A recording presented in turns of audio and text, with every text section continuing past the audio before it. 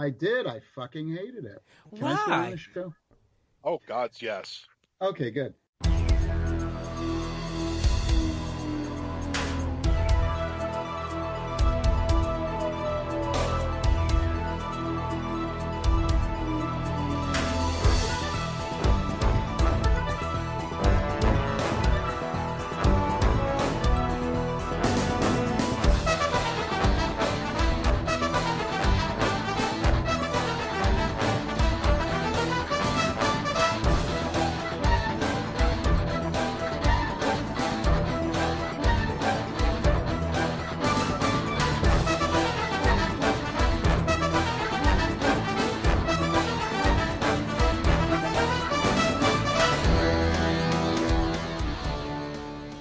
Welcome back, everybody, to World 1-1.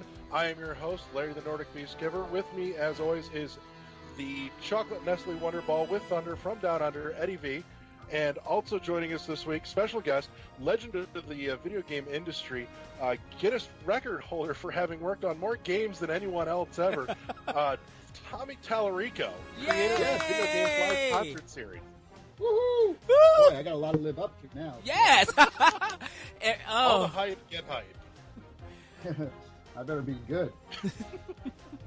Well, if you're anywhere as good as you are in person at your shows, there's no doubt. Oh, I appreciate it. Thank you. Thanks. Yeah, and thanks for having me. Well, thank you for joining us. I'm glad we finally managed to make shit connect since January. Yeah. Exactly, right? Welcome to my life. I can't say I'm surprised, as perpetually busy as you are with as many plates as you keep spinning. It's impressive. Yeah, thanks. So yeah, I was looking you up because Advent Rising, me and Larry like constantly talk about, and then it was just like you worked on about I think 250 games. 300, over 320. Wow. Yeah. That's a and so lot. You guys actually played Advent Rising. I had Advent day and date. I was just, if nothing else, on the premise that Orson Scott Card was involved, because I grew up with a lot of his books. Yeah. So. Did you? Yeah. I mean, I could tell you Advent Rising stories till the next 3 hours. I mean, it was so amazing. Working on that project. I'll tell you a quick story in regards to the music.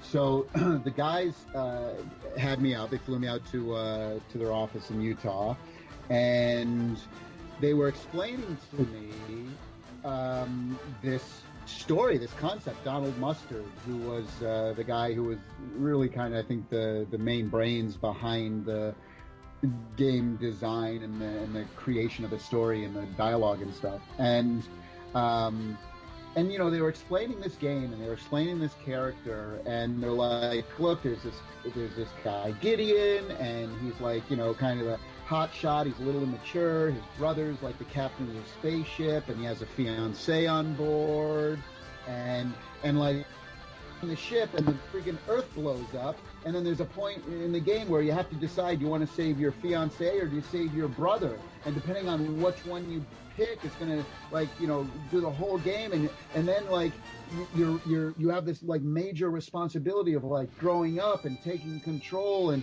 then you find out like you're this god and blah blah, and they're explaining this whole game to me, and they explained this thing, and then they said, but we don't really have an idea of what the music's going to be. We know we want it like epic and orchestral and emotional, but I guess it happens in space, so maybe we're thinking like something like Star Wars, which is what everybody always says when they do a space. We want it to sound like Star Wars.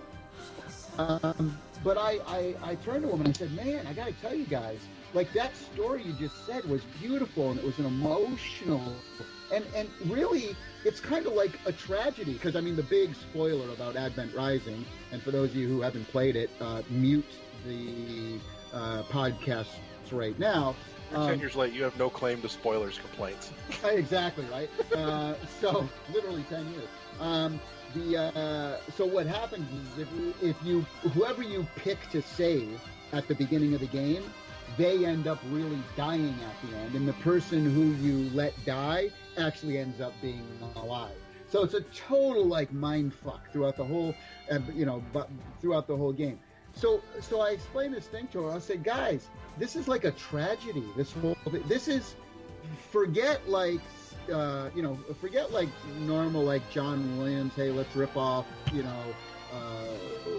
whole planets and Mars and stuff like that. This is an opera.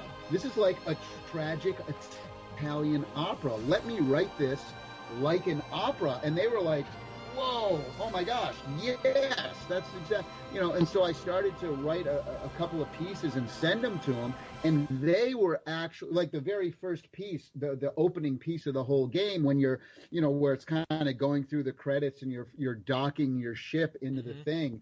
That whole piece was written, I wrote the music first, and then they did that whole cinematic and did that whole credits. They timed it all to that music. So the music had such a major impact on the guys making the game, and they loved it so much. They loved what we were doing, is that we would come up with things and then they would create situations around and time out their storyline to parts of the music. So I was very, very fortunate that those guys really loved working with me and kind of just gave me the reins and said, Tommy, you're the composer, do what you want. And those are always the best kind of projects to work on, because, sometimes you work on an EA game, and I don't mean to bag on EA because I love EA, but a lot of times when you work on these big games, I can remember working on one of the James Bond games, and there were like executive producer, then there was the producer, then there was the line producer, then there's the associate producer, then there's the junior producer, and then there's the game design lead, and then there's the junior game design, and then every single person wants to give you notes on what the music should be, and you're trying to please 20 different people. And what happens is when you kind of lose yourself to all these notes, and then it changes something because you're trying to please everybody, and then you end up pleasing nobody, and then you end up just writing it like the way I originally wrote it. So sometimes when you get onto these big projects, you kind of lose yourself a little bit. And I'm always one, it's probably because of my East Coast Italian attitude, but I was always one who would put my foot down and I'd start fighting with these people. I mean, respectfully, have a respectful disagreement with some folks, because I love input. Don't get me wrong. I love, But you want to defend that creative vision that you have. Yes. Yeah, and I'll give you an example, just so you don't think I'm some egotistical composer douchebag, because it's not about that. I'll give you the extreme. I would be working on a fishing game, let's say, and the producer, a lot of times they would want the music in the game to be whatever they were listening to that week, whatever thing they had in their CD player. So I'd be working on a fishing game, and the producer would be like, oh yeah, this is 15 years ago, and the producer would be like, I really want it to sound like Nine Inch Nails, and or yeah, have you seen Jay-Z's new shit? We should get some Jay-Z beats in there. And I'm like, wait, what? Yeah, oh, you have no idea. I said, dude, it's a fucking fishing game. What do you want? Nine Inch Nails? So I said, look, let me do some slide blues guitar, Southern. Yes. Fucking, you want to be hanging out. That is the menu screen to a fishing game, right? Not Nine Inch Nails. So those are the types of, discussions, respectful discussions, I'll call them that you'd sometimes, get into. I can remember the very first time that I did, so one of the very first games that ever used live instruments was a game I worked on called The Terminator on the Sega CD. This is back in 1993. Yes. Was it the arcade game almost? It was a first-person shooter, was it? No, it was a side-scrolling platform. Okay. And so we did it for the Sega CD, and it was the very first time anyone had ever used a live guitar in a video game score. I was the first guy to do that, and we also used 3D audio and the whole thing. So keep in mind, up until this point, everybody knew video game music as a bunch of bleeps and bloops. And Yes. some stuff had just started to come out, like Streets of Rage on the Genesis was epic. ActRaiser on the Super Nintendo was starting to use like kind of like orchestral samples and stuff, but nobody had really used like true live instruments.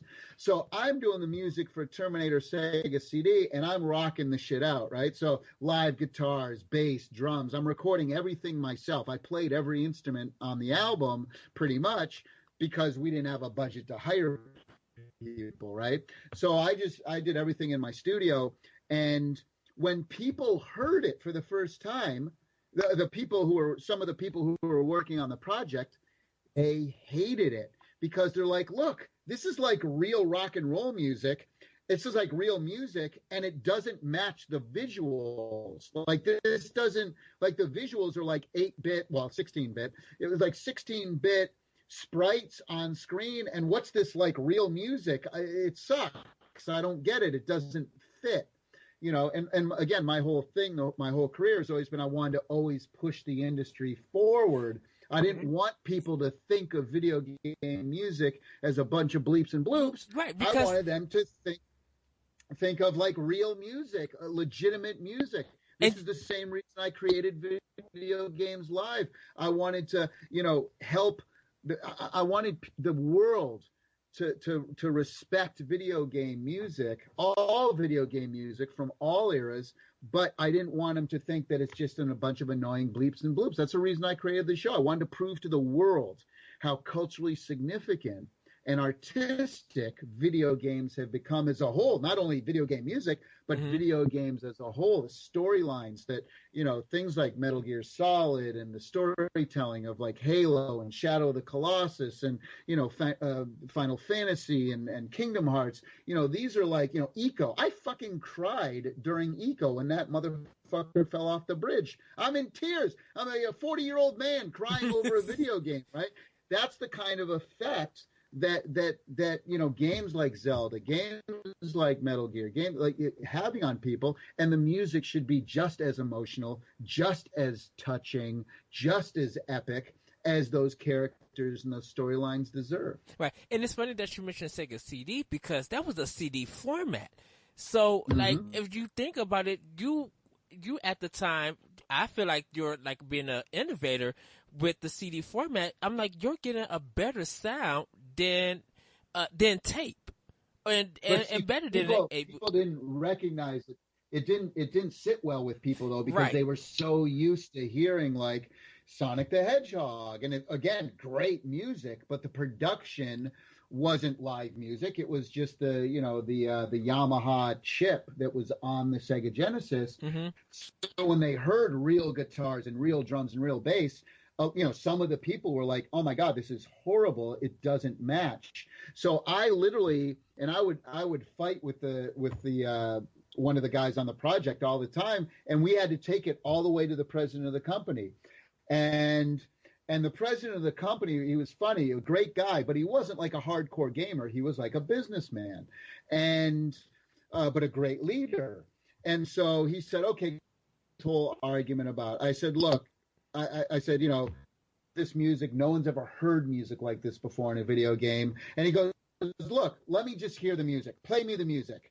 And so he played him the music. And he's like, after like 30 seconds, he's like, "This is amazing. This is great. We're keeping this." And that was the end of the discussion. And then, of course, the game came out and the music wins a whole shit ton of awards. And, all of a sudden, video game music, a lot of people are now recording live music for a video game, which is a great thing. So, but when people first heard it, it was kind of jarring, and I can understand it. I mean, I understood where they were coming from. I agreed with them that it wasn't something that was like, like the norm, but why do normal stuff, I think because I can almost understand that aspect. Oh, go ahead, Larry. Just in the thought that, that live music compared to that 16-bit visual almost creates a disparity, but in order to push things forward, one foot has to go forward and drag the other along with it in order for anybody to move forward. Well, and each composer is different too, because a lot of times, like I see this a lot of times in games these days, where people don't want the music to be in the foregrounds. They want to, some composers will tell you that the best music written for media, movie, TV, video games, that the best music is the ones you don't even notice. That's just like there, kind of bringing the emotion and bringing the storyline around, but you don't even notice it. Now, I respect that point of view, but I, as a composer, completely disagree with that view. For me, everyone's different, right? Each composer is different.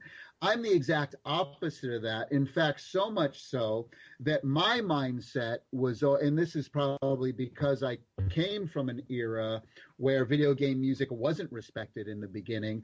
But for me, my goal in creating video game music was I wanted to be able to create music that people would want to listen to even after they turned the video game off.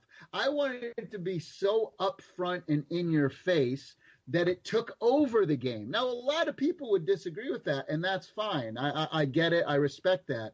But for me, you play a game like Earthworm Jim, for example, and I wanted every song to be like not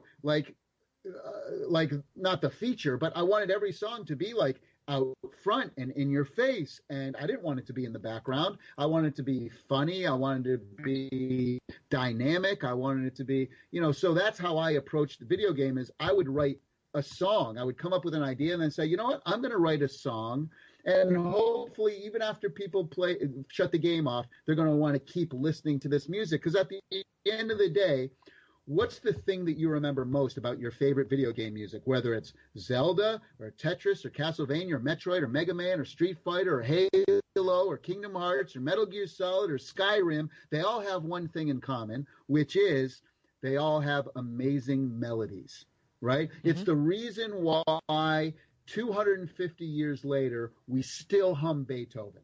Da da da da da da da da da da da da da da, or da da da da da da da da. We can still hum that shit because it's the reason we love the Star Wars music, because we can hum it. Jurassic Park, E.T., all the Raiders of the Lost Ark. Dun dun dun dun dun dun dun. You don't remember the music to Avatar? Go ahead, hum me the music to Avatar. One of the biggest selling movies ever of all time. But you can't hum me the music to any Marvel movie. Hum me the music to Thor. Go ahead. Iron Man. Go ahead. Hulk. Go ahead. I'm waiting. Avengers. Right? So, yeah.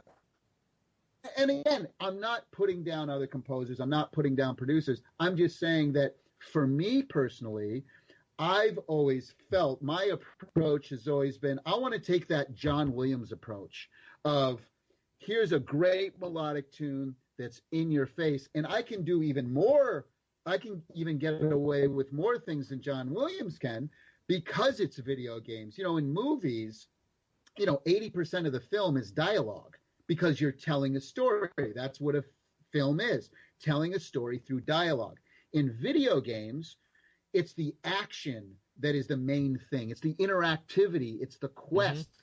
That it's like we get the action scene to the movie. It's like we get the action scene every level. So I'm always want to be in your face. I always want to be, and again, there's certain times where things can be subtle. Advent Rising is a perfect example. But even within that subtlety and those low dynamics, I can still create amazing melodies. It doesn't have to be invisible. And again, that's just my approach. And 90% of the composers out there might respectfully disagree with me. And I get it. That's okay. But for me personally, that's my approach. The thing about it is that growing up in the 80s, like myself, it was chip tunes because, and if we could go talk about how popular Mario is memorable, how Mega Man 1 and 2 and 3, how those chip tunes arrangements. And then when you get to the 16-bit, like you mentioned ActRaiser, it has an orchestra score that as gamers, we definitely as kids, we don't recognize. Yeah, we're thinking about the action and what cool things that we could do in the game,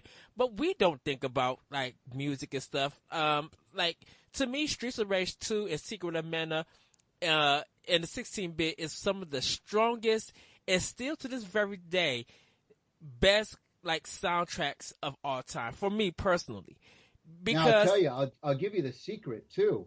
See, the reason why old school video games, and you talk about chip tunes and the old school music, the reason they were great, whether you talk about Mario, Tetris, Sonic, whatever, is because back then we only had 4 voices or 6 voices. Yes. To work. And when I say voices, I mean like channels or tracks, like monophonic voices. So if you wanted to do a chord, a triad, which is a chord, 3 notes all played together, guess what? Half your memory was now used up just to play one chord, right?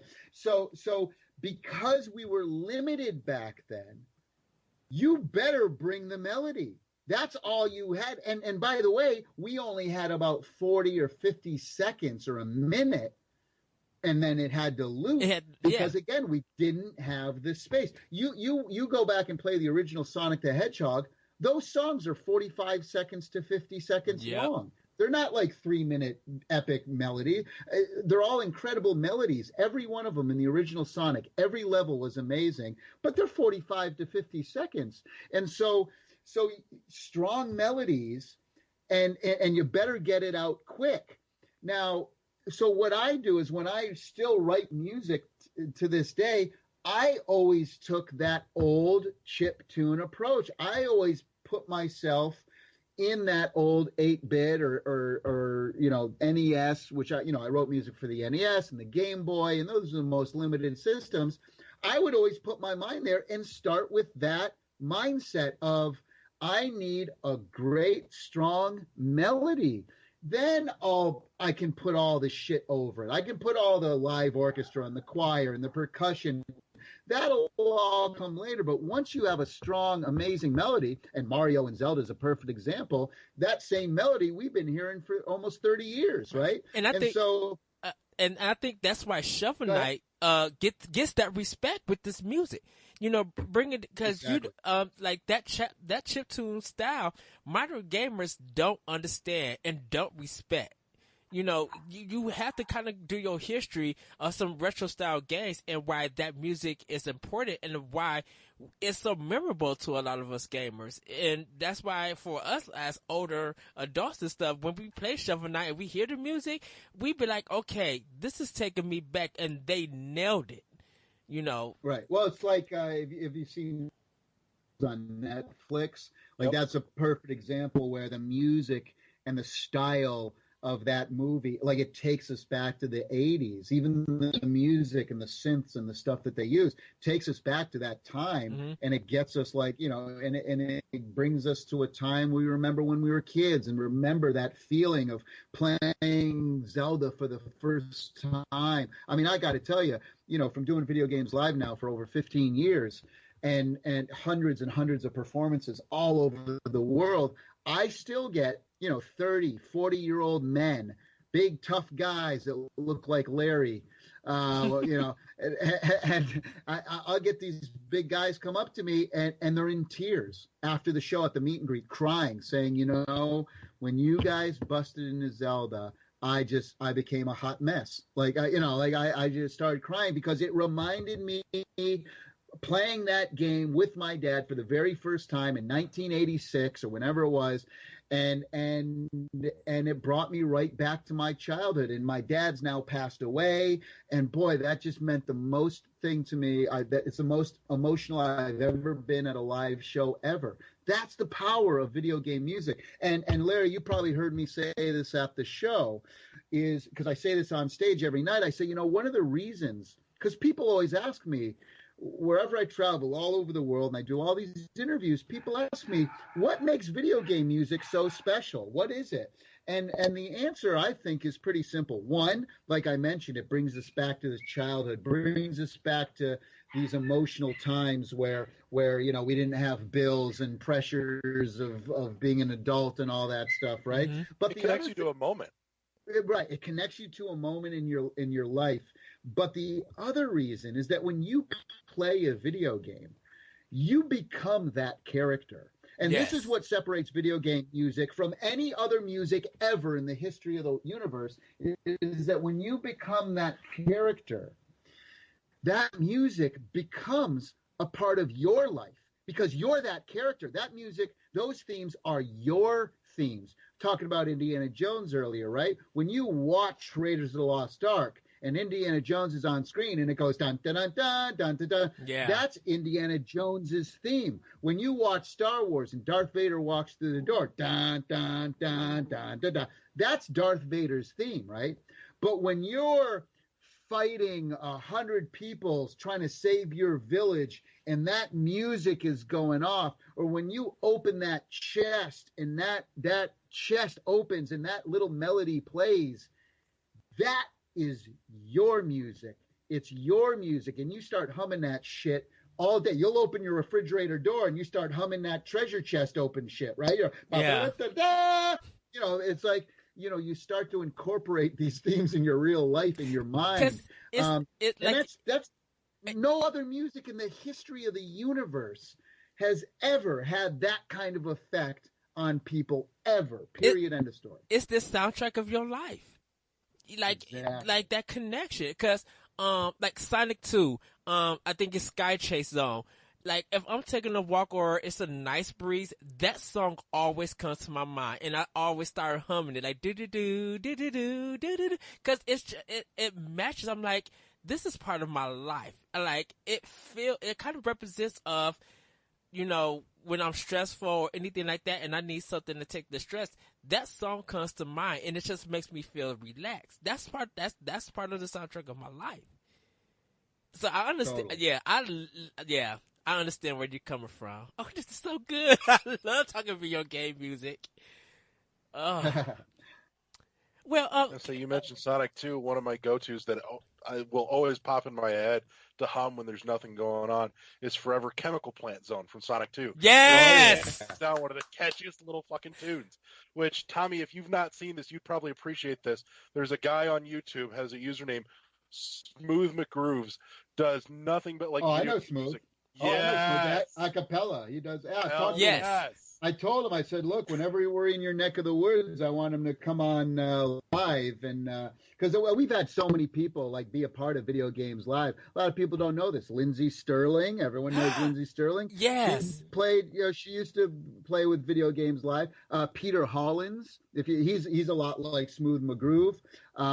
Peter Hollins has sang with us. Maluka has sang with us. I mean, I love that whole culture, and we try to, we want to help promote any video game bands have played with us on stage in the past. So any people like that, we always love to give a voice to and have them be in our show. So I'm waiting. Smooth hasn't played with us yet, but we're getting. Brental Floss, if you know him, he's performed with us.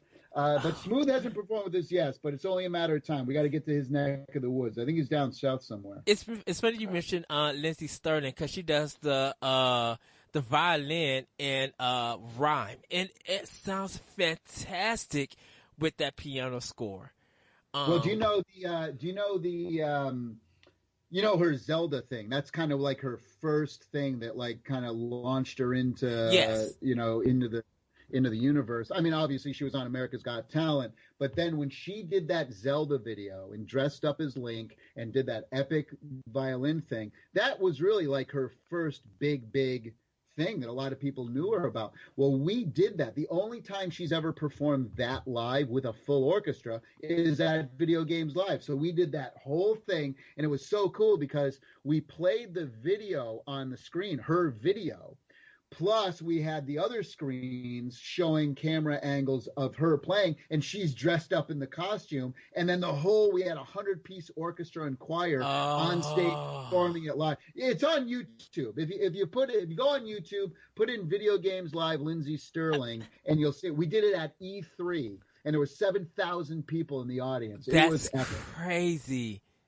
Yeah. Oh, I would love to been at that E3 just to see that, because I think, yeah, just like everybody else, I think I probably would have been crying, and I probably just would have I don't know, gave a standing ovation for a good 45 minutes, just like don't even go to the next piece yet. Right. So I would say out of curiosity, tell us a little bit about starting Video Games Live, because as I remember, I believe there was some pushback in trying to get that off the ground to growing it to what it is now, which is fairly massive. Yeah, well, when I first started the show back in 2002, everyone thought I was insane. They thought I was crazy. I mean, no one had ever done a video game tour before. No one. Now, they had done symphonic shows in the past. They had gone back to 85 and 86. They were doing Dragon Quest stuff in Japan, and they had done a couple of orchestral concerts in Japan as one-offs. Yeah. But none of them used video screens. None of them used lighting. None of them used it was just strictly very highbrow, hey, let's take video game music and turn it into classical stuff, which is very cool. But that's the only thing that existed. And my whole thing was, I didn't want to take video game music and turn it into classical music. My thing is, I wanted to make epic music. You take a piece like Skyrim or Halo or Kingdom Hearts and Metal Gear. I wanted to start there, what people know, and then I wanted to pile on top of that shit. And I wanted to add in massive video screens, all synchronized, lasers, special effects, rock and roll lighting, interactive elements with the crowd, stage show production, everything. I wanted to create, again, Video Games Live, because video games isn't just about the music. I wanted, there's a lot of elements that make a great video game. There's the visuals, there's the characters, there's the storylines, there's the interactivity. I wanted to bring all of that to a live show, and I wanted to bring the community, right? I wanted to, I really wanted people, and Larry, you tell me if you felt this or not when you saw the show in Grand Rapids, but one of the things, the messages of the night is, hey, everyone, we're all in this together, and this is a complete celebration of the entire video game. And don't let anyone, tell you oh, you're a hardcore gamer. Oh, you're a loser. Oh, you're going to be violent because you play video games and get a girlfriend and blah, blah, blah, and stop eating Cheetos and Mountain Dew, right? And so, my big thing was, that's such bullshit, right? Yeah, and maybe that was gaming at a certain point by some people, but the reality is that video games are mainstream, and it's funny because I'll do interviews and people who aren't gamers, they'll ask me, they're like, I just don't get it. How come you can sell out shows all over the world? And people don't even know video game music. I've never heard it on the radio. I've never seen it on VH1 or MTV. I don't get this right now. Explain it to me. And I simply say this. I said, look, here's the deal. Video game music in this day and age, video game music is underground. I'll admit that. It's not mainstream. It's not Katy Perry. It's not Pink, right? It's not U2. It's underground. But here's the deal. Everyone under 30 is underground. So, yeah, well, I think too something that contributes to that is a track to a video game soundtrack isn't meant to be consumed in just a 3-minute digestion. It's something that's intended to span 20-30 minutes of a stage of an epic set piece of a game. So it's not something that has that compatible format with what you get on the radio. And we do that. I mean, that's part of what Video Games Live does, is that my job is to take Halo and put it into a 5-minute segment that I can perform live and then put on an album or in a PBS special or whatever. So that's my big challenge always, is why perform Phoenix Wright and touch on all the different emotional elements. And for a game like Phoenix Wright, it's a lot of humor, right? Yes. Or Katamari Damacy, or something like a Red Dead Redemption, or an Eco is a perfect example, or Shadow of the Colossus, where there's epic moments and there's sad moments and there's emotional moments and there's scary moments. And I want to put that all, and now I have 60 minutes of a score that I have to figure out how to add all those elements into 4 minutes.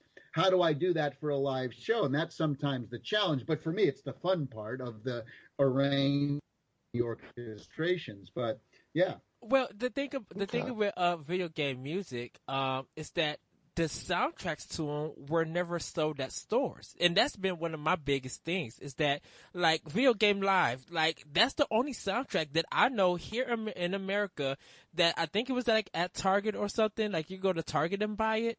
It was all over. It was all over the place. When okay. Our first album came out, yeah, when Video Games Live Level 1 came out, it was the first greatest hits compilation video game soundtrack to ever be distributed worldwide. Even in Japan, it was distributed in Japan in every store too. Yeah. So that was a big accomplishment. In fact, my very first album ever, Tommy Tallarico's Greatest Hits Volume 1, it was released in 1994. That was the very first video game album to ever be released worldwide, and it was on CD and cassettes. We still had cassettes back then. Oh yeah, that is true. So my goal was always to push the limits, to Now here's something though, Edward, that you're gonna love. You're gonna love, or should I call you Eddie V? What do you prefer, Eddie V? Eddie. You can say Eddie V or Eddie. It's all up to you, Tommy. Cool. Well, one of my biggest guitar heroes is Eddie Van Halen, so I'll go with Eddie V. Okay. So, because he's Eddie VH. So one of the things that you might not know is that the average video game soundtrack outsells the average film score 3-1. Yes. Amazing, right? Amazing to think of. Yes. Yeah. Because think about it, right? Take a movie. I don't know what came out this week. Pirates of the Caribbean. Pirates of the Caribbean. Like, how many people do you know are going to go out and buy the Pirates of the Caribbean's soundtrack, right? But Zelda Breath of the Wild soundtrack, everybody's going to be all over that shit, right? So. Yes. So, when you think about it, now, that being said, there are certain film scores, again, Star Wars, Titanic, certain film scores out there, My Bodyguard, that have done tens of millions of albums. So I'm talking about like your average movie score as opposed to your average game score, because they'll put out a film score to every single movie that hit the market this week. Yes. Whether it's a romantic comedy, and they'll only sell like 2,000 units, right? But you put out if a video game puts out a score, more than likely it's a great score and it's a great video game. We don't just put out, average sounding video game scores. We put out good shit. And so when it comes out, it's going to outperform. You take a game like any of the World of Warcraft games, anything by Blizzard, Overwatch, Hearthstone, StarCraft, any of those epic games, Warcraft. Whenever they come out with a soundtrack, it goes right to the top of the iTunes and Amazon charts. Yeah. Every time, beating out every film score that's out that week or month or whatever. I think that's why now when you do pre-orders and stuff, they'd be like a special edition. They include the soundtrack to that game. Even though you haven't heard the game music, they'll include the soundtrack. And sometimes I feel like, well, why not just sell the soundtrack physically? Because, like me personally, a lot of them do. A lot of them do now. And I mean, you take a game like Journey, for example. Yes. Not only does it get a CD release and an MP3 release and all that, and then it gets nominated for a Grammy, but also now they do the vinyl too. So that's what I'm doing now. This year, you're going to see a lot of Video Games Live vinyl coming out. In fact, the first one I'm doing, I'll announce it here right on your show. World exclusive right here. World exclusive is coming out with a vinyl in a few months. It's going to be a double vinyl for Earthworm Jim. And nice. Yes. And we've gone back and we've remixed and remastered, and I've added a bunch of stuff. Again, it was a double album because it's the music from Earthworm Jim 1 and 2. But we added a bunch of live stuff, and we added some fan remixes as well. So not only is there, stuff that I've written and re-recorded and stuff, but also over the years, stuff up from like ocremix.org or stuff that fans have done, and it is better than the stuff I ever did. I mean, I got to tell you, it's a huge honor when people remix, and I can tell you, because video game composers, we talk about this all the time. We love the whole remix scene. It's an honor. It's a huge honor for somebody who said, yeah, I grew up playing Earthworm Jim and I remixed New Junk City or whatever. And what an honor. I mean, it makes me feel old as shit, but what an honor that your music has had an effect, so much so that I've now inspired the music that we create inspires people to create their own art and their own music. That's the ultimate compliment. Well, can I ask you, because now in our modern times, like we got third party, we got indie games, we got first party. A lot of stuff lately, of course, it has been orchestra related. A lot of stuff lately has become like piano driven, like a piano acoustic. How do you feel about that, like of now, or what are your thoughts? I mean, it depends on the game. I mean, it depends. Like again, you take a game like Journey, and it's live orchestra, but it's not like 90-piece live orchestra. Mm-hmm. It was like kind of a lot of strings and woodwinds. There wasn't even any brass in the original Journey stuff, right? So and it's a delicate type of soundtrack that's emotional and stirring. Austin Wintory, the composer, is a genius, right? And so for that soundtrack, you don't need a big a pile of stuff. Talking about Zelda Breath of the Wild, like even that stuff, it's a big open world stuff. And so, having this kind of light piano stuff is cool in a lot of places. Now, that being said, I was very disappointed with the music in Breath of the Wild, only because the light stuff was great. Don't get me wrong, but I thought some of the battle music fell really short for me. Like it sounded like a Casio keyboard, like the production value quality. Like I want big live orchestral music for some of those battle themes, or something like, and it could be like light stuff, like when you were like when you like use your shield and you had the sand seal and you're like going through the desert, or when you use your when you were like, hand gliding all over the place. Like, it would have been so cool to have like a hand gliding, like just a little like light wind music. Or where's the ocarina? That would have been a nice time to get a little like distant ocarina thing as you're kind of like gliding through this beautiful world. So anyway, but that's so sometimes games, piano's all you need, and a lot of times where composers, I think, fail is that they get too caught up in the production, and they're too focused on the production of recording a live orchestra and recording this and recording that. Then you got to mix it. Then you got to go to mastering. Then you have to do the stem so that it becomes interactive. And sometimes you get so caught up, and I know because this happened to me too. Sometimes you get so caught up in the budget and the spending and the arrangement of it all and the mixing and the mastering that sometimes you lose the most important thing, which is, again, the melody. So when you hear Zelda's theme played a little bit on the piano, Yeah. it's like, oh, every time it comes on, you get tears in your eyes. You're like, oh my God, this is so amazing, you know? So sometimes that's all you need, all about the melody. But people ask me too, they say, well, what era of video game music do you like better? Do you like the old school original chip shit? Or do you like the new music? And a lot of people, their first reaction is, oh, I like the old stuff. Here's the thing, and this is my most honest answer I can give. The reality is I love both. Yeah. I don't think the old music is better than the new music, and here as an era, and here's why.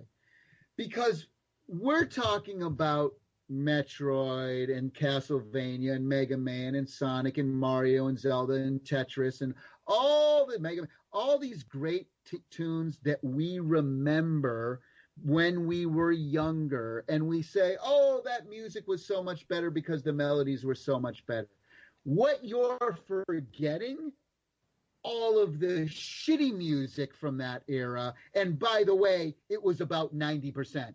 Right? So you're not remembering all the old shit. So you can say now, boy, you know, mostly the music of this era is not memorable. It's like, yeah, but wait a second. Kingdom Hearts, Metal Gear Solid, Final Fantasy, Halo, Skyrim, Shadow of the Colossus.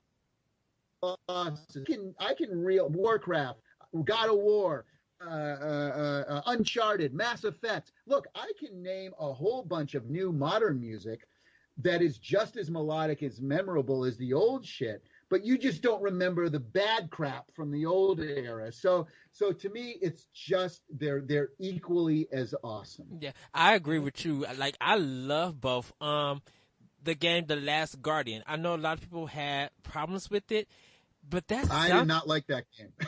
But can I tell you? I love it. I thought it was worth the $60 that I paid for it. You love the game. That's cool. Yeah. There's a lot of things and stuff. The soundtrack is beautiful to me. Like, I had to put Oh, go ahead, Tommy. I was going to say, I'll tell you a quick story. So the guy who created, of course, Ico was his first game. Yes. Shadow of the Colossus. Then we waited 7 years for Last Guardian. We finally got it. So for me, Ico was perfect. And then when Shadow of the Colossus came out, I thought that was even better. And so my issue with Last Guardian was that the camera angles I thought were fucking ass. And I would have liked to have seen the progression of the gameplay. What I loved about Ico and Shadow of the Colossus was that the controls and the gameplay were simple throughout the whole game. It's like you had one button. You knew you wanted to climb on the barrel, or you knew you wanted to pick up the barrel, or you knew you wanted to climb on the beast or whatever. So it was a lot forgiving, and it was simple. But when I started getting into Last Guardian, I'm like, the camera angles are killing me, first of all. But second of all, I'm 7-8 hours into the game, and it started to get and then the more shit you could control, it was like, okay, now you got to hit the right shoulder, down arrow, and then hit the X button to do this fucking thing. And I'm like, Jesus Christ, should I be writing this down? Because I'm never going to fucking remember this. Because with me, the way I game, look, in the old days, I'd sit up and play a game 40 hours straight and finish it. Yeah, great. But now that I'm an adult, I got all the shit going on, it's like, I might play the game and then maybe 3 or 4 days later, I get to it again. And I'm like, and now I'm like, oh shit, what the fuck did I learn that last 4 days ago now? What the hell was that move? And now it becomes frustrating for me. I just wanted to do more stuff quicker, and I wanted the controls to be easier, and I wanted the gameplay to move along to. Now, that being said, I love the mechanic. I love the storyline. I love the music, all the things you were saying. So that game was perfect, but boy, did it fuck up the camera angle. Yeah, a lot of people had that problem. To me, everybody's different. I would never, I would never tell people what they should or shouldn't like. Everybody's a little different. I'm just telling you what I think personally, and people might respectfully disagree with me. cool because I get it. Oh. Everybody, look, it's like trying to convince somebody, hey, country music's the best shit in the world. Now, some people will agree, and other people will think you're fucking crazy, right? Heavy metal music. Some people might love heavy metal. Some people might love rap music, and others people hate it. So who am I to tell anyone what they should or shouldn't like? But so I'm just giving you my opinions as I see it. And some people might agree, and some people might disagree. But that's cool. That's what makes the world great. I think the camera angles. I agree with you with the camera angles. It's there are these some fanboys. It's these fanboys. It's a hardcore fanboys that piss me off. That's what I'm telling you. Everything's great because it's on the Xbox. Fucking Nintendo. Tommy, I 100%, I 500% agree with you. Console wars die. Yeah. Well, can I say again, Eddie? Can I ask, what do you think of rhythm-based music games like DDR, Elite Beat Agents, those kind of games that use music, or like Luminous that use music as its gameplay? Because a lot of Res for PSVR, it was meant for I love that. it. I mean, Parappa the Rapper. Yeah, I mean, Parappa the Rapper was really the first game that I thought really made it amazing and cool and used interactive music the right way. I'm a huge fan. Of course, I was. If you look on the original Guitar Hero 1 and 2.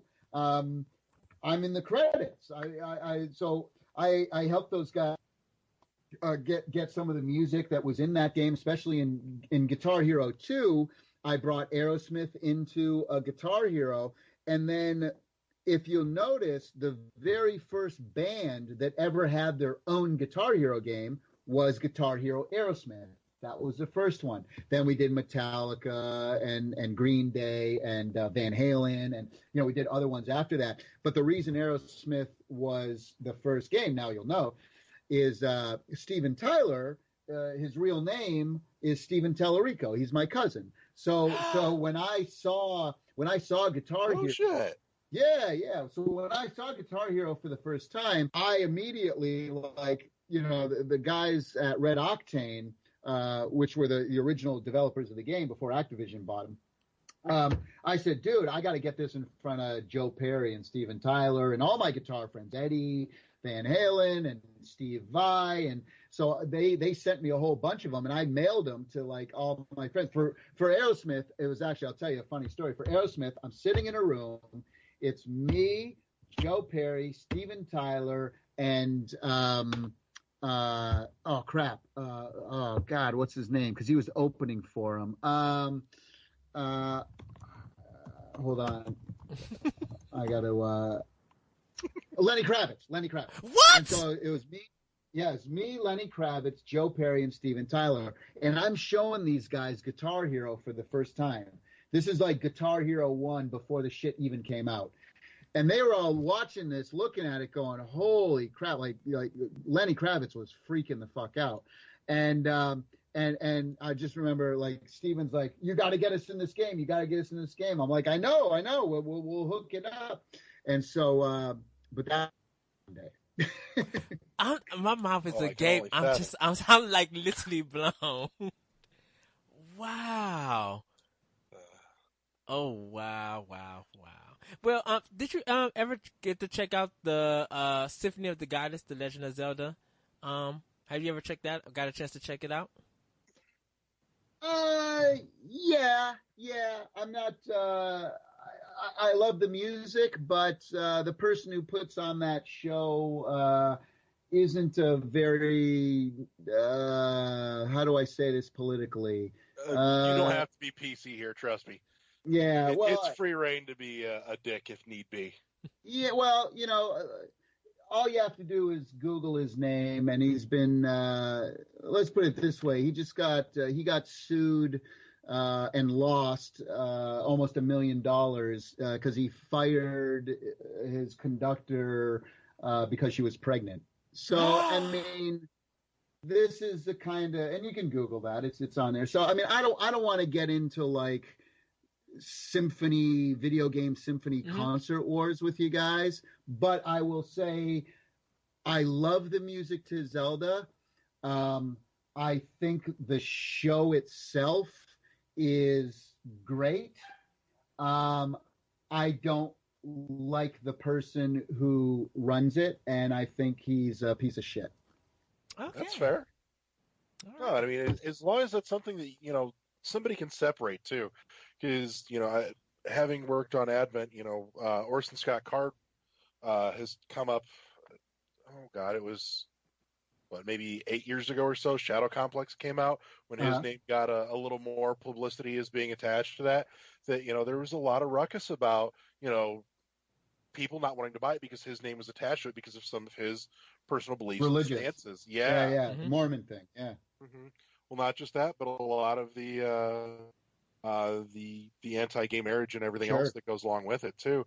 And like I said, for me, I grew up reading his books, Ender's Game and Memory of Earth and a lot of others, and I think he does an excellent job of at least keeping that side of his opinions out of his writing, out of his work. Yeah. Yeah. So. Yeah. So it's kind of hard for me to praise the show when I know that the guy who's making the money off it is such a loser, So and by the way, it's not just me. He's burned every bridge he's ever come in contact with, literally. I mean, he just leaves a wake of destruction when he deals with people. He's just a bad person. He's just an awful human being. But anyway, I'll leave it at that. But like I said, the show is great. There's a Pokemon show out there done by some friends of mine who, by the way, you also used to work for that guy who shall remain nameless, and they hate him and sued him as well or whatever. But yeah, those were the guys who actually really created the Zelda show. They were the ones who did it, and then they left and they did Pokemon. But and then there's a Distant World show, the music to Final Fantasy. I want to see that so bad. That's a great show. Now the thing that what I'll say though is that Pokemon, Zelda, and Distant Worlds, the Final Fantasy stuff, those are very different shows from what Video Games Live is. And again, I'm not saying one's better or one's worse. What I'm saying is that their approach, those three shows take a very, very different approach to Video Games Live. In those shows, everybody's in tuxedos and they tell everyone, okay, everybody be quiet. The music's beginning. Shh, everyone be quiet. And so, and there's no light, the lighting is like just, the lights are turned on and that's it. And so it's a very more traditional or classical approach to video game music. There's nothing wrong with that. And again, I think it's great. I think it helps to elevate video game music, to put it in the realm of like the classical music and the Beethovens and the Stravinskys and the Mozarts. That's cool. But that's definitely not what Video Games Live is. I never want to be thought of as that. I don't want to be known as that.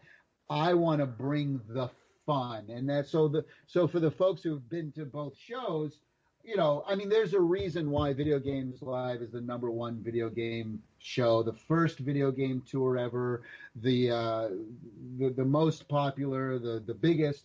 There's a reason for that, and it's because when I created the show, I wanted it to appeal to everyone, not just hardcore game fans, right? And I think when you go see a Zelda show or a Pokemon show or a Final Fantasy show, you're a hardcore fan of Final Fantasy, right? Mm-hmm. And that's fair to say.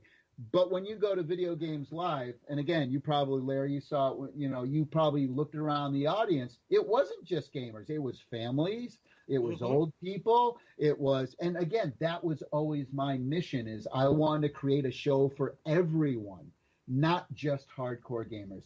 The other slight issue that I have with all the other shows too is their pricing. Is that, you're talking $80+ $100, all that stuff.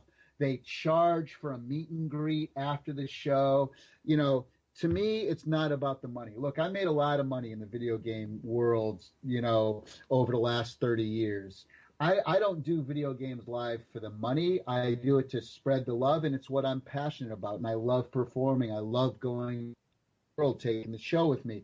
So you look at a video games live tickets, and even though our show production is 10 times bigger, the millions of dollars of lighting gear, the lasers, the special effects, the synchronized video, the interactive elements with the crowd, the meet and greet, the free meet and greets after the show, all that stuff, even though our production is 10 times more and we're more expensive a show to put on, you'll see our ticket prices starting at $20, $30. The most expensive price is like, maybe $55, $60. So our most expensive price is where the other shows start. Yeah. And again, I just, I could charge more for my show if I wanted to, but you know what? My mindset is I want a family of 4 to come out and enjoy the show, and they shouldn't have to spend $300, $400 to do that, So that's exactly who I had sitting next to us at the show when we came and saw you in Grand Rapids in January.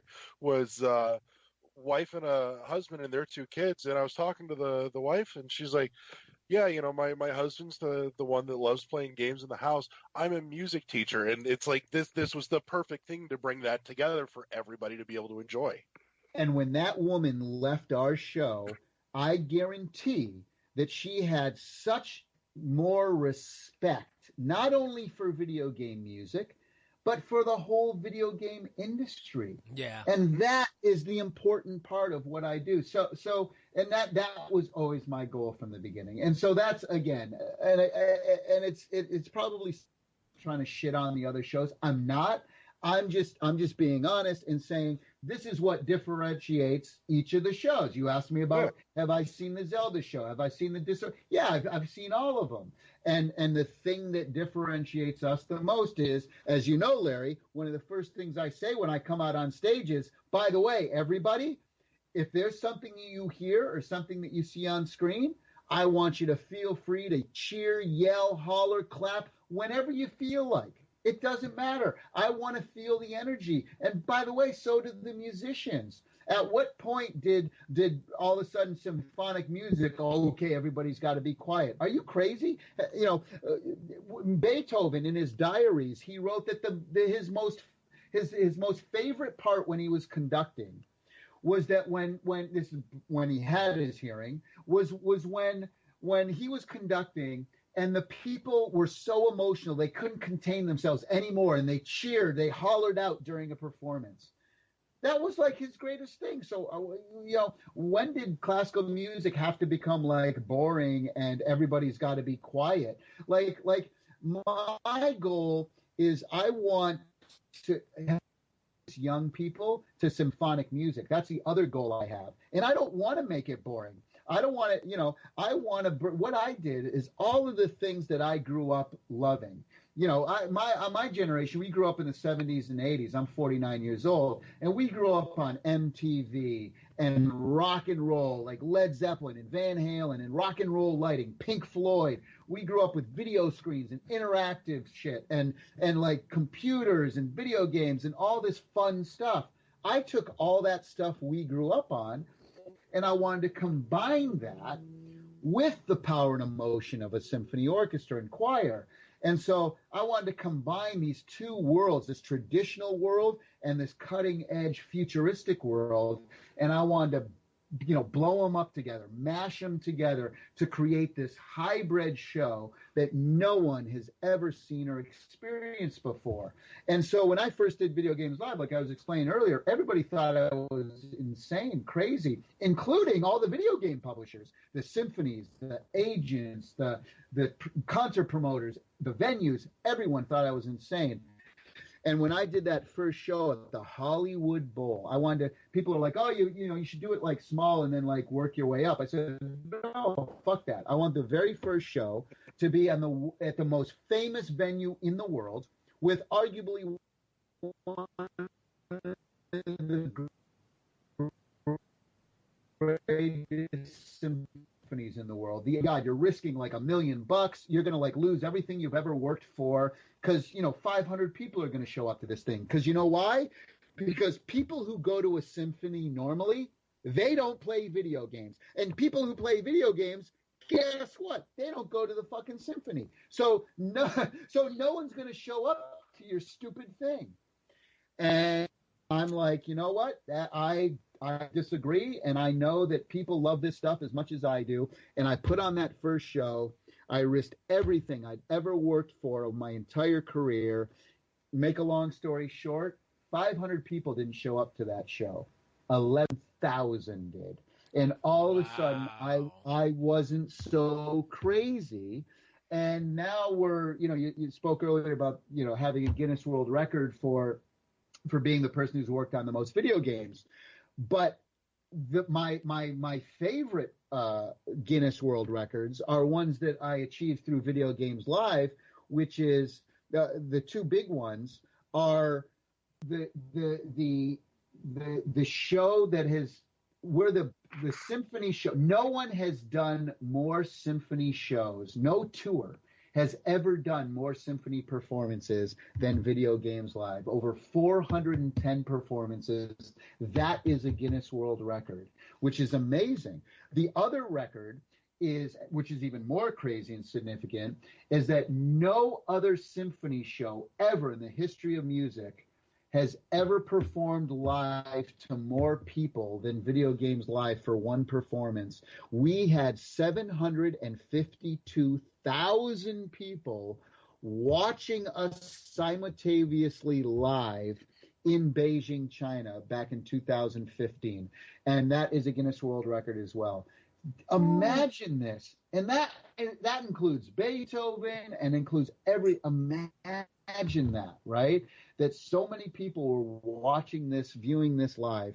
It's incredible to think about. So that's the power of video game music. It's the power of the video game industry, and it's the power of Video Games Live and what we've achieved and created over the last 15 years. And it's definitely something to experience. For anybody listening that hasn't gotten to, if you ever get the opportunity, if it's anywhere even remotely near you, for fuck's sake, go. Yeah, it really is. It is that mesh of bringing together a night at the symphony and a rock show. I really want to go. Can I bring a beautiful energy to the stage? Larry, can I use that quote on the posters? Absolutely, yes, please. What'd you say? You gotta fucking go? For fuck's sake, go. Go. That's going to be our new tagline. The Houston Symphony presents Video Games Live, and then for fuck's sake, go. I want that. If that ever actually hits a poster, I want a signed poster of that. Yes, I want one too. I think we'd get in a lot of trouble, but I'm imagining it in my head anyway. I don't know. You could probably at least throw it up, at the show itself. Some promotional material online. Larry Giver from World 1-1. Larry Giver from World 1-1 says, "For fuck's sake, go!" Yeah, nowhere near as big and prestigious as OneUp.com. Sorry, we're not there. Oh wow! You'll be there someday. You just hit the Back Alley Games podcast. No. Well, Tommy, if you come to Chicago, I definitely want to go. I definitely got to come see you. Well, we're coming to Chicago. The good news is we're coming. We're planning. We're going to be there next year in 2018. Yes. Finishing touches on. Yeah. So we'll be there. So. Yes. Did Tommy say he was sending Eddie tickets? Did I say that? Yeah. No, it's funny because a lot of people don't realize, like, we don't have anything to do with tickets, right? So like, it's the promoters and the symphonies. They basically hire us to put on a show for them, So it's like, we don't have anything to do with ticketing. But one of the things I always tell the promoters, I say, look, I'm not doing the show unless you have these ticket prices, because we want this to be for the family. So you might not be making as much money as normally as you would, but it's important for me that a family can come and see the show, because that's my mission, that's my goal. So, trust me, once it touched down to Chicago and tickets go on sale, I have to buy them day one, because they're going to be sold out, and I'll be surprised if there's not a big sellout, because there are a lot of gamers in Chicago who. Oh, we've played Chicago. We've played Chicago, I think 5 or 6 times. We played the Chicago Theater. We played the Rosemont out there by the Rosemont where Wizard World was playing. Yeah, we've done Chicago a bunch of times. And you don't have to tell me. I mean, Chicago's one of the biggest cities in America, and we haven't been there in like 4 or 5 years. So my thing is that every time I come back to a place, we always change the set list to the show. Always. I've never, in fact, 410 Guinness World Record performances, and we've never played the same show twice. I always change the set list. And so a 2.5-hour show will consist of about 19 segments. Well, I gotta tell you, over the 15 years, we've created over 170 different segments. So I could literally play video games live 10 nights in a row, and no one would ever hear the same thing twice. And so yeah, we got 10 years worth of material coming at Chicago. Different material. For the next 10 years, we could play Chicago every year, and it would be a different show every time.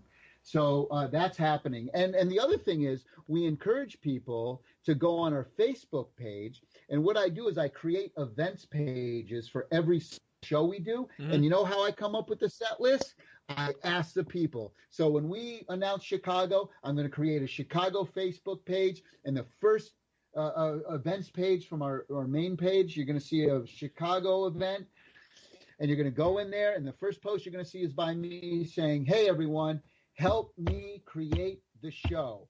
You need to help me create the set list. What do you want to hear? And that's how I create the set list. I go in there, and if people want to hear Mass Effect, then I'll put in Mass Effect. If people want to hear Shadow of the Colossus or Phoenix Wright or Okami or whatever the fuck they want to hear, that's how I create the set list to the show. And and literally for days like that, for me, when I know I'm going to a concert like that, I'll take the day off and I'll hear the original version just to get me hyped, because I know when I go hear that live version, it's going to mean so much more. Exactly. Yeah. So I'm just curious, with the immense resume that you have of stuff that you've worked on, hand down, what was your favorite game that you've worked on, just in terms of experience, finished product, any criteria? What's the one that you look back on most fondly? The one that I'm most proud of, and that I spent the most time on, almost 3 years of my life, pouring every emotion, heart, and soul I had, was Advent Rising. That's a score that I'm the most proud of. But if you ask me what my favorite game to work on was, and some of my favorite fun times, it was Earthworm Jim. Because it was so fun, and it was like 12 people who were like we were all like brothers, and we had worked on so many games together. We started out working on Mick and Max Global Gladiators on the Gen. It was a McDonald's licensed game, super fun, won a bunch of awards. After that, we worked on Cool Spot, also won a bunch of awards. After that, we worked on Disney's Aladdin on the Sega Genesis, also won a bunch of awards, Game of the Year. And that's when we all left. We were working for a company, Virgin Games, Richard Branch's company. And then we left Virgin after Aladdin because it was the #1 selling game that year. And that's when we said, you know what, we want to do something on our own. We're going to create our own thing. And that's when we came up with Earthworm Jim. Doug TeNaples, the guy who came up with the character, the storyline. David Perry was the original programmer and had programmed all those games I just mentioned. Mike Dietz, Nick Brudi on art, Steve Crow. And so we had this team of people. And then we created Earthworm Jim 1, then we created Earthworm Jim 2, then we did MDK. And so every game that we created, we were like a brotherhood. And we basically locked ourselves in a room for a year, and we tried to make each other laugh. And that was our game. That was our game design for Earthworm Jim. Interplay doesn't get the respect that they should, and I kind of want to research Interplay and their history. Well, hold on. Interplay deserves no respect. Really? There's two Interplays. Let me tell you. The first Interplay, the original Interplay, deserves a ton of respect. The guy who created that is named Brian Fargo. He's unbelievable. Google him. In fact, Brian Fargo's great-grandfather started Wells Fargo Bank. It's the Fargo in Wells Fargo, yeah. So Brian Fargo's a great friend of mine, super creative guy, unbelievable. Now, his new company is called In Exile, INXILE. ILE, In Exile Entertainment. They're based out of Newport Beach, and they do a bunch of they do a amazing Kickstarter project. Like they've raised $8-9 million on their Kickstarter projects. So the original Interplay, awesome. What happened is when we did Earthworm Jim, that wasn't with Interplay. That was with a Hong Kong toy company called Playmates. They did all the Teenage Mutant Ninja Turtle toys, Star Trek toys. They did a bunch of really cool stuff. So they were the ones who funded Earthworm Jim and Earthworm Jim 2 and helped to fund Shiny Entertainment. Okay, Then it was sold to Interplay originally. And then Interplay we did Messiah, and that was like one of the first big games. But then Brian Fargo sold Interplay to a French company who was awful. The Titus. They were known for doing. Remember that really shitty Superman game on the N64? Oh, Superman 64. Oh, that garbage. God. Yeah. That was Titus. And the company who did that game bought Interplay, and with that bought Shiny Entertainment and the rights to Earthworm Jim. Oh, no. So you'll notice what happened. Here's the connection. This is going to freak you out now. We did Earthworm Jim 1, Earthworm Jim 2, the original team. Right. Interplay, then, the new Interplay, French-based company, now comes in and says, we're going to do Earthworm Jim 3, and we're going to make them 3D, and we're going to have this Scottish company, Viz, who also did some shitty games for us on the N64. They're going to now produce the next Earthworm Jim game. And we're like, are you fucking serious? Like, what are you doing? The magic is the team. The reason Blizzard games are great is because of Blizzard. The reason Halo games are great was because of Bungie. The reason Metal Gear Solid games are great is because of Hideo Kojima. The blah, blah, blah, on and on and on and on. Miyamoto with Zelda and Mario. Hello, right?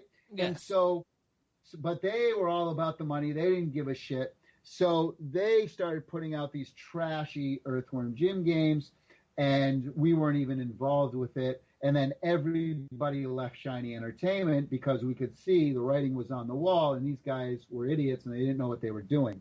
And so still to this day, the original team, 25 years later, we've gone back to Interplay, the new Interplay, still owned by the same guy, who I've had to sue, and many people have had to sue because he just doesn't respect contracts or whatever, and he still owes everybody money. And we've gone back to him and said, look, we're begging you, give us the rights back to Earthworm Jim, and we'll pay you. You can make a royalty on the game. The original team wants to get back together 25 years later, and we'll do a Kickstarter, or we'll do whatever. We'll make the game for free. We don't care because we know how huge it'll be. Right. But we want to get back together and make this game. We've offered this on a silver platter to this guy, and he won't do it. He won't do it. So you consider doing the new route is just, the spiritual successor, everything in spirit, but like the Mega Man guy title, right? Like the Mega Man guy. Granted, Mighty Number 9 was god awful, but that same concept. I mean, Earth. We could easily do that. And in fact, some of the guys on the team, they formed the company called Neverhood, and they did the claymation game. We have them coming on in a couple of weeks. Yeah, Mike Dietz, those guys. Yep. Say hi for me, and they'll tell you in your own words that we'd love to do another Earthworm Jim game, and we had many meetings together, the original team, to say, hey, let's fucking do this. I think, if you ask me, someday that's going to happen.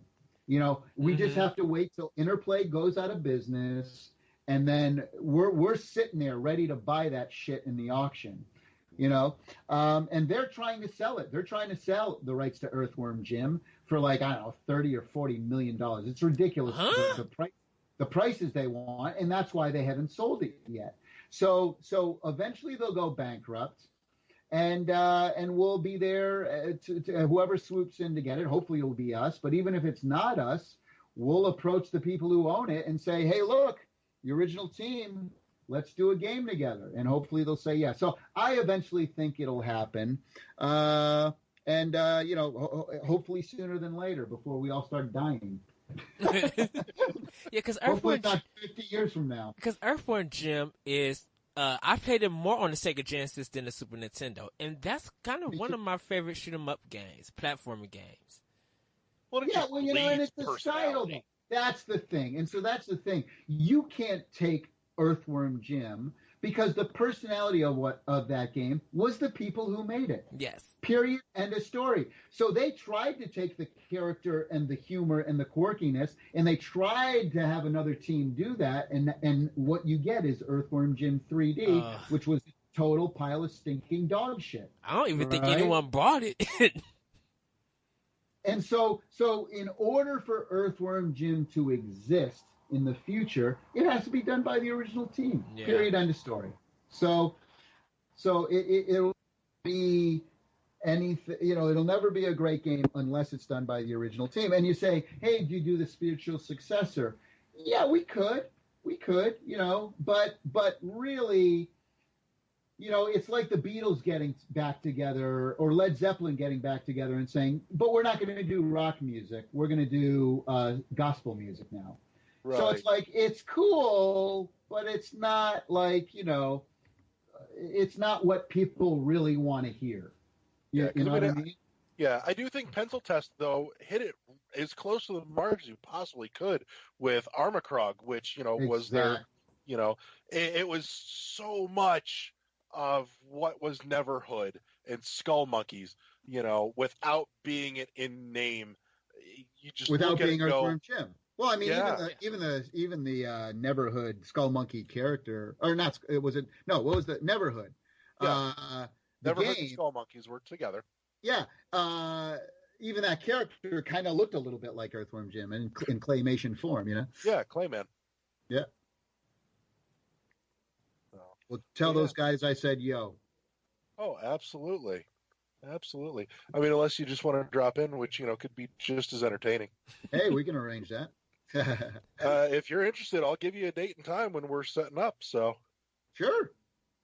Oh my goodness, this is.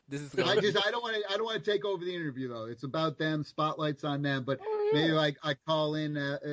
I'll call in and we'll do 5 or 10 minutes. I'll tell them.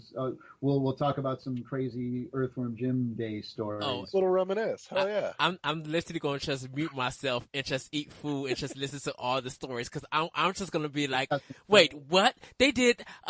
Because as a kid, I'm probably gonna flip out. I'm be like, I got the people who made Earthworm Jim on the podcast reminiscing. Like, that's crazy. But I look forward to that. Okay, yeah, that has to happen.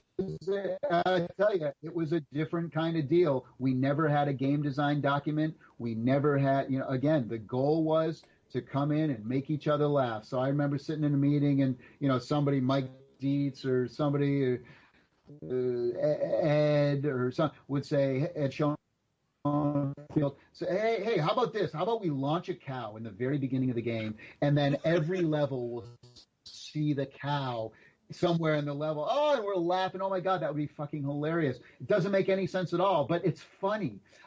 Hey, what kind of music should we do for this space thing with the asteroids? And I'm like, let's do banjo music. Why? It doesn't make sense. But why? Because banjo music's fucking funny. And we'll put it in there. And who gives a shit? So there was no rules. There was no producer looking over our shoulder. It was just 12 best friends in a room, all making each other laugh. And that's what you get with Earthworm Jim. And who would have thought that you guys would get a Sunday morning cartoon off of that property? Right? That's crazy. Big. And a toy line and everything. Yeah. Mm-hmm. So, just to kind of wrap, because we're starting to run about the 90-minute mark. what's next for you? What are you working on now? What's on your plate, and what do you hope to do next? Well, Video Games Live is always going to continue. As long as I'm alive, there will be a Video Games Live. So that'll always happen. So we're always creating new content, new material, new albums, new documentaries, whatever. So please go to videogameslive.com, sign up to our mailing list, follow us on Facebook. But mostly the mailing list is always the best thing, and put in where you're located, and that way, whenever we're in the area, we're going to send you an email, and let you know, hey, we're coming to the area. But so Video Games Live is a great passion. The other thing though is that I've been working on other live shows. So once I created Video Games Live, I started getting phone calls from Disney, from Paramount, from MGM. From other rock bands out there who wanted me to help them create their show. So one of the biggest trance and EDM artists, his name's BT, and so I produced BT's last album called Electronic Opus, and then we created a whole tour where we combined EDM music and symphony stuff. So check out Electronic Opus. Just go on YouTube, put in Electronic Opus, you'll be blown away. And so being a creative director and executive producer for other shows, now that I'm in kind of the live entertainment world, I've been creating a lot of other shows. And so that's kind of been my passion, not only video game music and Video Games Live and creating albums and content for that, but also, I'm working on like some big major motion pictures and turning them into live shows, working with big, historic rock bands and bringing orchestral elements into their live shows. And so, lots of fun stuff. So that's what the future is for me is producing live shows. Tommy, what's your favorite instrument that you just like to create on? Like, did you like create it on just on piano or a guitar? Like, when you start creating, what's your first instrument you like to grab or anything your favorite? Absolutely piano. When I perform, I prefer guitar because it's cooler and I can do more things and I'm mobile. I can run around like an idiot. But when I compose on the synthesizer, piano, and I'm able to create all these big orchestral arrangements using just a piano. Using a synthesizer hooked up to a computer.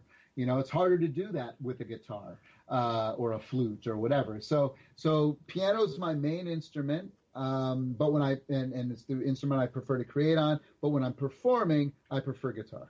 Have you ever, and my last question, I'm not going to ask the serial question like I normally ask Larry, so don't worry. Oh no, you've made this obligatory now. It's got to happen. Okay. Tommy, I usually ask this guest at the last, what's your favorite cereal to eat or your favorite breakfast item if you do breakfast or just like our favorite snack? Yeah. So, I mean, I always used to get my Apple Jacks on. Yes! For me, Apple Jacks is like the shit, right? But I'm vegan, so I don't drink it with milk. I go with the almond milk now instead of the dairy cow's milk. So Apple Jacks with like vanilla almond milk from Blue Diamond is like my jam. And it's, by the way, it's absolutely horrible for me. But so I gotta like sugar insulin like that, So I gotta I treat myself like once a week. I usually do Saturday morning because it reminds me of when I was growing up. We used to get our cereal on Saturday mornings and watch fucking cartoons all day long, right? Yes. So I'll like eat healthy all week, and on Saturday morning I splurge just to fuck it. Where's my Apple Jacks? Have you ever put out your phone out like something very creative came to your mind? You ever put your phone out and just sang into it to remember the melody and stuff? Like, has that ever happened? Do that happen a lot to you sometime or not? All the time. No, every time. Yeah, I mean the way I create music for video games is I'll watch the game. I'll play the game. I'll tell them to bring me as many drawings and because some of these games, like, they create all these paintings and just to like get you in the mood boards, mood drawings, right? So give me all that shit. Now I play the game with no music, no sound, and then I just wait shit to pop into my head. And then when it does, I run over to the piano and try to figure out what's going on in my head. And so that's the most difficult part for me, isn't coming up with the music. It's trying to figure out what the music is in my head to get it down on paper, to get it down into a computer, to figure it out. That's sometimes the toughest part. Okay. So, Tony, I got to tell you, it will forever be a favorite memory for me now. I laughed so hard at the meet and greet after the show, walking up, because I'm sure I was probably the only idiot that did it, but because I still adore it, bringing up a copy of Advent Rising and just getting the look on your face going, "You're the one fucker that bought that." You want to hear a funny story? It's a true story, sad but true. But the soundtrack album that I released outsold it. Ended up selling more copies than the game. Yeah. I can't say I'm surprised. It is sad because the music, the story outshone the game itself. If it had just gotten the polish it deserved. Exactly. And the team was about 6 to 8 months over budget and over already. So if we would 6 more months, it would have been one of the greatest. We'd be talking about it as one of the greatest games, because like you said, it had the music, it had the storyline, it had the characters, it had the script, the cinematics were great, and by the way, the gameplay wasn't bad. It was just some of the mechanics, but that being said, I also think it got unfairly panned by the reviews. The reviews weren't as bad as I think the game was. I was seeing reviews of like 4 out of 10. It's like, come on, it's not a 4. I think I gave it around a 7.5 or an 8. And again, I think with more polish, it could have been a 9.5 or a 10. But that's with every game. That's with I once asked Shigeru Miyamoto. I worked on Metroid Prime, right? And I've known I've known Shigeru Miyamoto for 25 years. And when I asked Shigeru, I said, you got to tell me, when you work on Mario or Zelda, how do you know when it's done? How do you finally, games are all about budgets and timelines, right? So it's all about money. How many units we sell? Okay, then you start to work backwards. How many units we think we're going to sell? Okay, how much profit do we want to make? What's the budget for the game going to be? Oh, the budget's going to be $8 million. Okay, now how long is it going to take? How many people are we going to have working on it? Do we hire 30 artists or do we hire 20? That's what video games, the business of video games is all about. So I say to Miyamoto, how do you back out of like figuring out when Mario's finished, right? He goes, this is what I do. Says, I put together a timeline of how I think it's going to. Then when I figure that out, I then add 6 months. So once the game is finished, I then have my team. Everyone thinks it's done. It's like, is this game done? Everyone's like, yes, the game's done. Great. Now we're going to spend the next 6 months finessing it and refining it to absolute amazing perfection. And think about that. When you play a Miyamoto game, when you play Mario, that jump is just the right amount of pixels, and that everything about it is so polished. And you take all your best games, by the way, Halo, any game by Blizzard, right? Mm-hmm. They have that same mindset. So you might get pissed off. Oh man, Halo 3 is 6 months late. I don't care. Look, just make the game perfect. I would rather wait another year or 2 years for the game to be perfect. Look, when I worked on Metroid Prime, I worked on that motherfucker 5 years, right? And by the way, 3 more years after I was off the project. The game was still going, the game was still being made.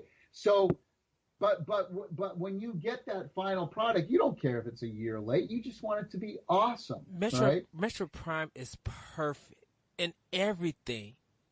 Like I played the demo. I know we're gonna go, Larry. This is my last thing. I played Metro Prime. All right. I played Metro Prime the demo, and when I got done playing just the demo, I already pre-ordered that game, paid it all off, and I'm like, day one when it comes out, I don't care where I'm at, I have to have this game, and it's still in my top 10 of greatest games of all time.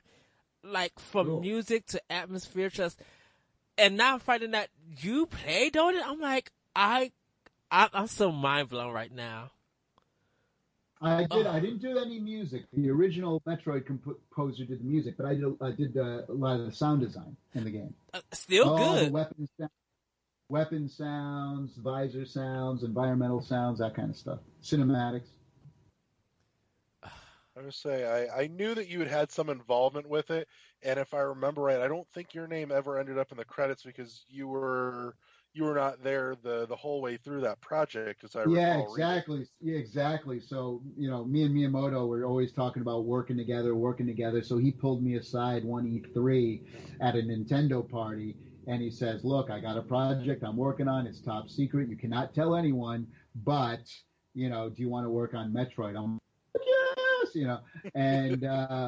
and so it had taken about like 6 or 7 years to make that game. So I was involved from the beginning before anyone else was on it. I was doing it over at Retro Studios. They were based in Texas and Austin, I believe, or Dallas, I forget. But they were Austin. And so I was working there. I knew the president of that company really well. We were good friends.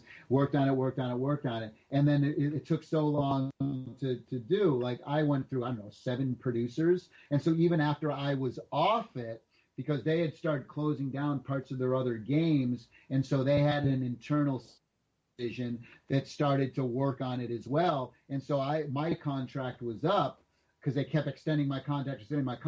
Then it was like, well, we have in-house people. There's no reason to like pay a guy on the outside to do this, which I totally understand. I get it. And so, it's business. And then like 2 or 3 years later, the game's done, and it had other producers as well. And so by the time they came to making the credits for the game, the guy who was the producer didn't even know that I worked on the thing. Oh. So my name got left out. And then when they did Metroid Prime 2, they used all of my sounds. And I said, look, and so they said, well, where are these sounds? Where are all these sounds for the game? We can't find them on any of our hard drives, the original sounds. Where are they? And then they did a little digging, and then the producer of the new Metroid Prime 2, he contacts me. And I actually have the letter and the email that he wrote. I put it up on my website. And he contacts me. He goes, "Holy crap! There's this directory that we found, and it's all the Super Nintendo or the sounds from the not the GameCube, what the fuck well, yeah, it was GameCube. Yeah, right? it was GameCube. GameCube. Yeah, I was thinking N64. No, GameCube. He says we found this directory, and it said Tommy Tallarico, and it was all the sounds of the game. But they were in the Nintendo format. We need them in the real shit. So, what did you have to do with the game? And I told them, holy shit, okay, this makes sense now. So anyway, so I think my name's in too, but I didn't do any new sounds for it. But I told them, I said, hey, look, can I get a credit? Because it kind of I'm not a credit guy. It doesn't bother me. But what bothered me is that when I would say that I worked on Metroid Prime, and people were like, no, you didn't. There wasn't anything to point to. Your name's not in the credits. So I'm like, okay, that's fucking lame. So yeah, here's my contract. I can show you my hard drive and my contract with them. But Tommy, anyway, just hearing you on Metroid Prime makes me happy. I really want to cry because that game is just, I love that game. So yay! Oh, this is crazy. Yes. Yeah, that's my go-to series. Eddie, I'll tell you my last story, and then I got to go. But because you love Metroid Prime, I'll tell you what makes Miyamoto different from every single person out there. It's very simple: his way of thinking and his approach to game design. Mm-hmm. So, and I'll tell you the story.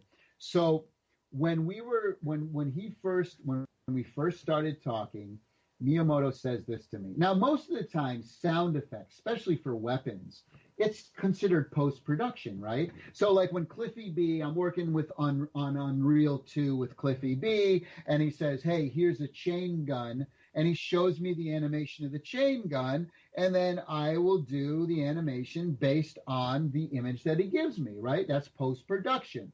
And that's normally same thing with the movies. You know, you have the car screech, you have to watch the car screech, then you create the car screech sound to go along with it. Miyamoto, what he did is he comes to me and he says, look, Tommy, this is what I want you to do. I'm not going to give you any visuals. I want you to just create the most amazing weapon sounds. I want you to use your imagination. Create the sounds that you think are just the coolest shit. You didn't say shit. But then I'm going to give those sounds to our artists, and I'm going to have them create the weapons around your sounds. So I want you to use your imagination, and I'm going to let my designers use their imagination and the artists. So like when I was coming up with like some of that, like that warp gun thing where it's like, yes, right? That when they heard that, they're like, ooh, that sounds like the waves are like pulsing through the air. And so that's how that was created, because the sound was created first. That's what makes Miyamoto the genius that he is. He just thinks in a different way. Mm-hmm. And that's my final story for you. Right on. So, just to wrap then, our last segment that every listener hates, but we do because it's obligatory for all of our guests, because we want to give you the platform. Tommy, pimp your shit. Where can we find you? Videogameslive.com, and I'm in the middle. Over the next 2 months, I'm going to be completely rebranding the videogameslive.com website and my website, Tallarico.com, because I created those websites about 15, 20 years ago. When they came out 15, 20 years ago, they were cool. Now, not so much. They're lame. But anyway, so bear with me, but go to videogameslive.com, go to Tallarico.com, but also on Facebook, Tommy Tallarico, Video Games Live, look for the blue check mark. Twitter, same thing. Look for the check mark. Instagram, look for the check mark. All that shit. So, I get on Facebook Live. We have a fun time. I travel all over the world. I'm always doing shit behind the stage, you know, backstage and behind the scenes stuff. So, yeah, follow me on Facebook and be my friend. Damn it. Real quick, because I know you mentioned it earlier. When and where can we get a hold of the new Earthworm Jim vinyl? I don't know yet, but another great reason to follow me on Facebook, Twitter, and all that, because I'll be announcing all that stuff.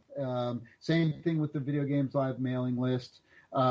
Join up there. We'll make the announcements. And for all of our other albums, all of the Video Games Live albums, we've done 5 orchestral albums, 2 piano albums, 1 for Majora's Mask, 1 for Chrono Trigger, Chrono Cross. We're doing a Donkey Kong country piano album next. So all of this stuff, just put in Video Games Live. We're on Spotify. We have over 30 million listens on Spotify, so you can get us there. You can buy our stuff on videogameslive.com. You can buy our stuff on Amazon, iTunes, whatever you're listening to. We're all over that shit. Oh, I gotta have me a physical of the Chrono Trigger piano. Nice. I have to. Check us out on Spotify. Add us to your playlist. Absolutely. Everybody get on that. Eddie, pimp your shit, go. You guys can find me on Twitter at ThatRetroCode. You can hear my podcast, Optional Opinion, at SoundCloud.com. And you can also read this week's Optional Opinion feature, where I'm talking about modern Japanese games and how they are thriving in today's society. So you guys can check that out at IGN.com under Anime, ENIME. You can hear more of World 101 Podcast at ShoutEngine.com. There will give you the other podcast apps. And you can email the show at world101podcast@gmail.com. And follow us on Twitter at world1_1podcast that's on Twitter. Yeah. Oh, and join our Facebook page. And you can also read my latest review of Rhyme on World 101 Podcast Forum. Right on. Eddie's covered most of it, though, but, always find us at our home on shoutengine.com. You'll also find us on iTunes, Google Play Music, the DNA Podcast Network, coming soon to NGR Radio, also up on Podknife. Follow the Twitter, like the Facebook page. We've got news, reviews, giveaways, whenever there's extra goodies floating around. Also, join the conversation, join the group, the podcast forum on Facebook as well, and that's it for us. Yeah, and we're getting ready for E3, you guys. So be checking that out soon. Also, make sure just a quick side note, coming up next show, we are joined by Yacht Club Games, so make sure you do not miss. Yes. Awesome, guys. Thanks so much for having me. Thank you, Tommy, for coming. Much. And with that, everybody, we are out. Bye.